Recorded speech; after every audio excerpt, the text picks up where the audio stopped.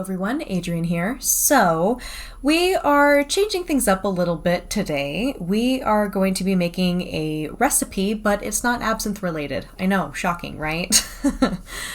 So, what we're going to be doing today is something that you guys have been requesting since I think last summer when I showed you guys the last batch of my Insulin-Resistant-Friendly Lavender Lemonade recipe.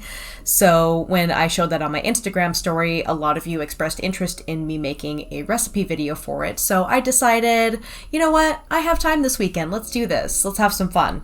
So I don't really talk about my health issues very much here on my channel, but I just want to give you a brief rundown. So the reason why we are making insulin-resistant-friendly lavender lemonade is because I actually have insulin resistance. So I'll give you a little rundown. I was diagnosed with PCOS at age 12, and I had all of the very obvious external symptoms of it because I had a very severe case. And one of the external symptoms that I was having that my doctor noticed at the time was that I had dark spots on my neck. And it wasn't just like, you know, the contouring thing that we goth girls love doing, but actual dark spots on the lower part of my neck. And even with me, you know, scrubbing and trying to get rid of it and everything like that, it just would not go away. So essentially my doctor looked at that and she said, oh, that is a telltale sign of PCOS. And I thought, okay, cool. You know, I just kind of took her word for it because I was 12 and I'm obviously, you know, was not a medical professional at the time.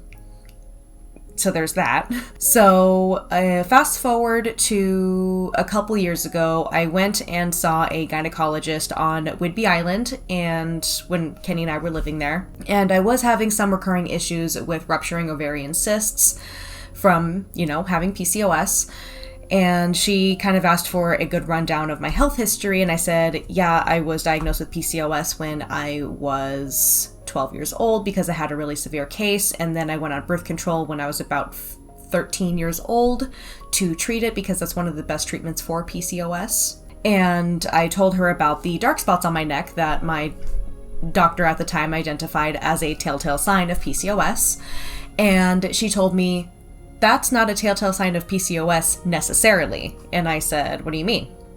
And she told me that dark spots on the neck, like what I described, is actually a telltale sign of insulin resistance, which can be a coexisting complication with PCOS. So I was just like, wow, who would have thunk? That's wild. And that's kind of one of the things that solidified that I had insulin resistance. And another thing too is that a couple summers ago, Kenny and I decided to just, you know, fuck around and find out like we millennials like to do. And we decided to try keto for a little while and see how our health and energy and lifestyle would improve as a result. So we tried it for about a month. And you know how they talk about the infamous keto flu, where when you stop eating carbs and sugar, you start feeling like garbage? Kenny got that, and I didn't. I immediately started feeling better when we cut carbs and sugar out of our diet. So when we looked into it a little more, I kind of suspected that I had insulin resistance. And then when I talked to my gynecologist about it, she says, yeah, you have insulin resistance. It's been existing as a buddy to your PCOS all this time. That was shocking, but I kind of came to the realization that I really wish that I had the insulin resistance caught when I was younger, but you know, we do the best we can with the information we have. So today I would like to share with you a recipe for one of my favorite treats during the springtime and summer that I absolutely love making. It is lavender lemonade. Now, if you want to follow this recipe, aside from the lavender part of it, you are totally welcome to that. If you're not a lavender person, you can back off on the lavender. Kenny and I obviously love lavender, so we put a lot of lavender in our lavender lemonade. And so I also want to throw out there that if you do have an airborne allergy to lavender, you may possibly have, you know, a foodborne allergy to, or at the very least a sensitivity to lavender as well, so that's just something to keep in mind. So if you like everything else about this recipe except for the lavender being in the recipe, you are totally more than welcome to omit the lavender, or you can add less lavender. That is totally up to you, but I hope you will join me for this fun little recipe. Stay tuned. Alright, so forgive the difference in the sound quality, but we have moved into the kitchen. It's just a little harder to work with, you know, all of my equipment here in the kitchen. I mean, we definitely have a bigger kitchen than what we had when we lived on Whidbey Island, but, you know, it's still a fairly enclosed space, but that's okay. We're working with it. So what we are going to need are lots and lots of lemons, as you can see here, because, you know, with different sizes of lemons and with how thick the rinds will be, you never know how much juice you're going to get, but I have plenty just in case. You never know. And then we are also going to be using monkfruit sweetener as our sugar alternative, because unfortunately my body thinks that even most fruit-based sugar is like straight sugar that makes me feel like crap. But this stuff is really, really good. I can barely tell the difference between this and actual sugar.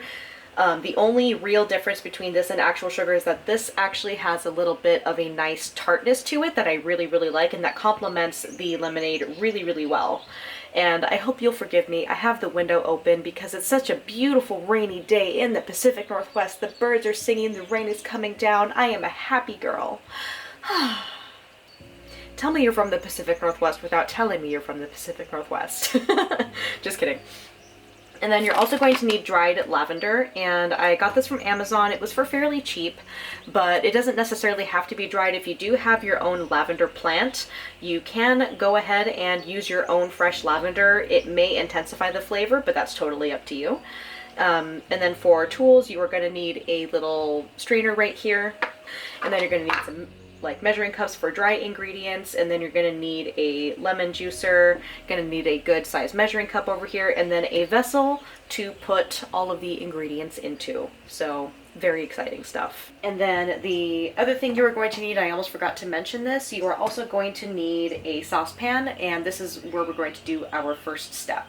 Alright, so our first step is we are going to take 1 cup of water and put it into our saucepan. And then we are going to get our lavender ready. Oh my god, that smells absolutely heavenly. I love it.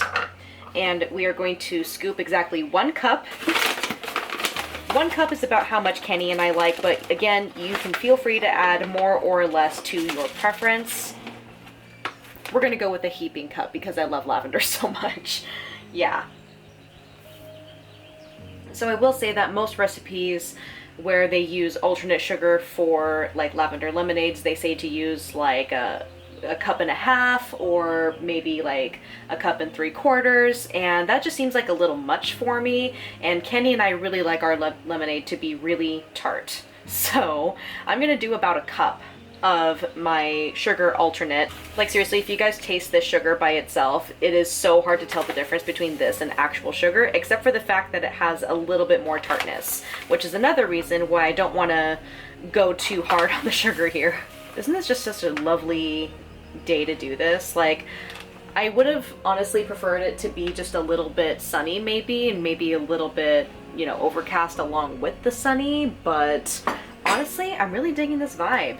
Okay, so there is about a cup of my monkfruit sweetener. I'm just going to dump that right in. And now I'm going to go ahead and whisk that in a little bit, make sure everything comes together really nicely. Okay, I will say that all the lavender leaves seem to be sufficiently soaked into the water, so now I'm going to go ahead and get this to a boil. So getting it to a boil will help to dissolve the monk fruit sugar, and it is also going to help with extracting the beautiful color out of the lavender. And if you don't like your lavender lemonade to be too pink, if you really, really want to, you can add like a drop or two of like blue food coloring to make it look more like lavender color. But personally, I am not a big fan of artificial coloring or anything like that.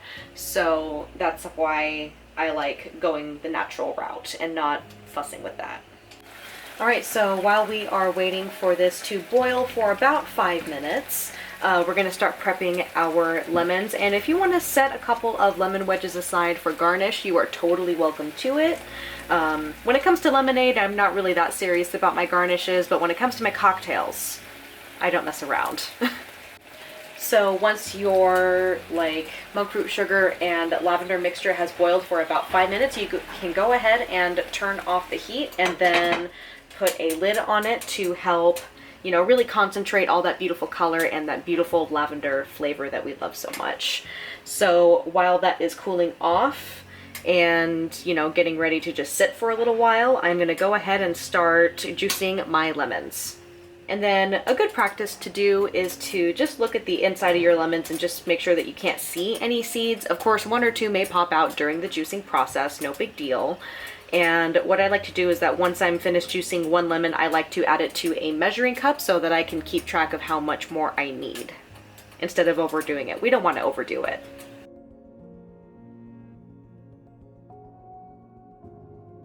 And if you get a little bit of pulp in there, no big deal. It's fine. Luckily, we don't seem to have any seeds in this lemon. Hopefully, our luck continues. And then as far as proportion of lemon juice, we are going to be using about 1.5 cups of lemon juice. So yeah, just keep squeezing lemons until you get to pretty close to that 1.5 cups. All right, so now our lavender has cooled off a significant amount. So now what I'm doing is I am pouring all of the liquid from the pan into our little strainer here.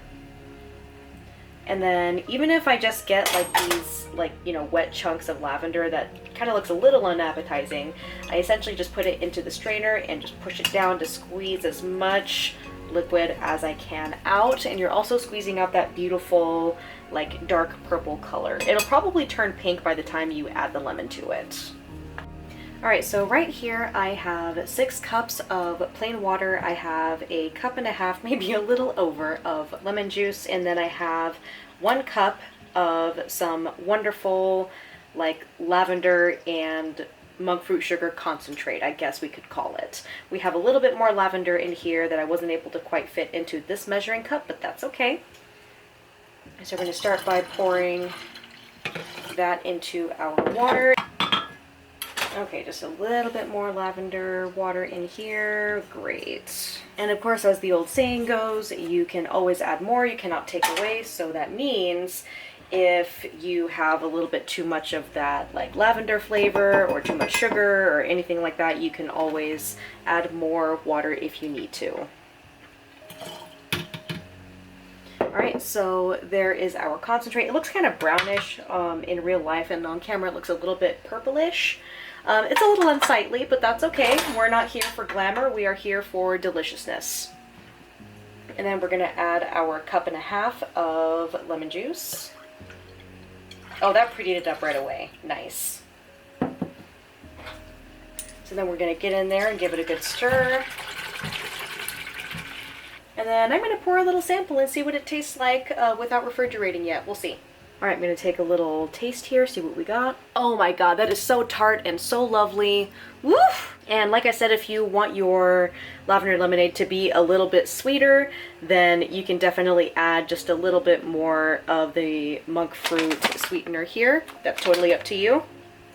If you want to go for 1 3/4 cup, you can totally do that. But I'm really happy with the tartness and the lavender flavor happening here. So I'm going to go ahead and pop the lid on this thing, put it in the fridge, and we will do our final taste test a little bit later. Okay, so we have given our lavender lemonade some time to chill, and I have poured a glass for myself. So, you know, it doesn't have alcohol in it, so I guess I don't really need to say à votre santé. So, okay, here we go. Oh, that is so nice and refreshing. Kenny and I are weird and we like a lot of lavender flavor, and we also like really tart lemonade. But if you did want to make this with a little bit more water and less lavender and maybe a little more sugar, you totally can. But this is absolutely lovely. This is so refreshing. I look forward to this every spring. Ooh, that's so nice. So I am thinking I might experiment with a couple of absinthe cocktails with this. That might be fun. And so if you guys are interested in seeing me do some absinthe cocktails with this beautiful lavender lemonade, let me know. I think I might experiment with the lavender lemonade and the absinthe bleu. That might be fun. It might turn into some really interesting colors. Who knows? I hope you guys really enjoyed this video of me making this delicious and beautiful lavender lemonade. It was a lot of fun to make this video. And if you enjoyed this video, please let me know in the comments down below. And if you make it for yourself, please let me know how it went. I would love to know what you think. Thank you so much to everyone for watching. Thank you so much to my patrons for your support every single month. I really, really appreciate it. I cannot thank you enough. I cannot do what I do here without you guys and your support. And to everyone, you're amazing. I love you, and I will see you guys next time. Bye.